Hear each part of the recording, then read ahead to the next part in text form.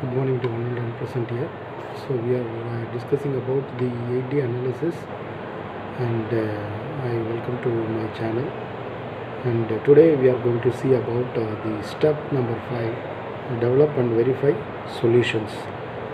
So far we are discussing about the 8D analysis steps.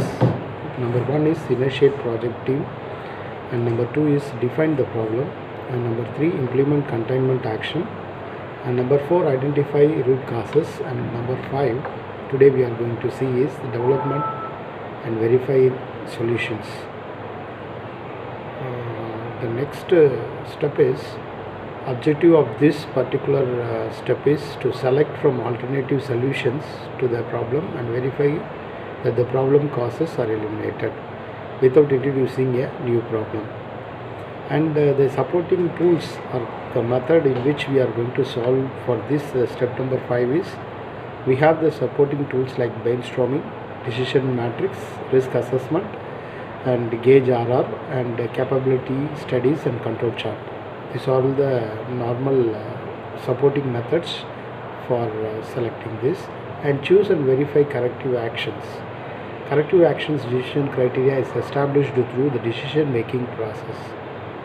Objectively evaluate each possible action against a predetermined decision criteria, and prove that the corrective action or combination of actions will eliminate the problem, and conduct verification test and also remove containment temporarily, and only normal production influences should be present. Establish indicators to ensure the defect is eliminated with high confidence. And when we are verifying the solution, it is critical to verify that the solution will eliminate the problem. A review should happen before implementation of corrective action, and prove that the fix will work as per planned or no unintended negative consequences. But the verification process includes design verification testing, production validation testing, and bench or lab testing and simulation. The next is decision making details. After verify the solution, we have to make decision. Under that we have 3 steps. Describe the end result. Suppose you can ask the question like what is the overall objective that must be achieved. And second step, list the decision criteria, differentiate different needs and wants, and then pros and cons must be measurable and realistic. Also make sure you cover all the bases and your criteria represent all areas like time, money, law, people, production, etc. And the third step is identify the potential solutions.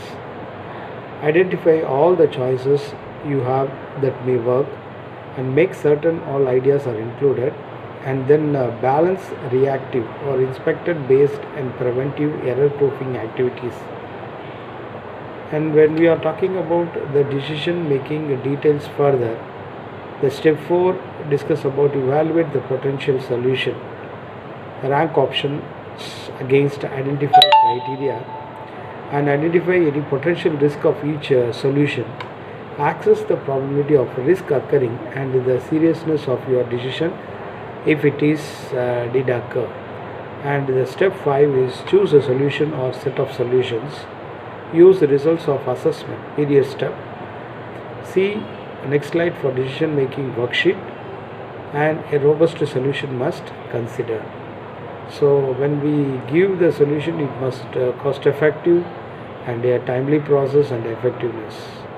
And a robust solution must have implementation issues or potential side effects. Select the option which provides the results you want to create and an acceptable risk connected with it.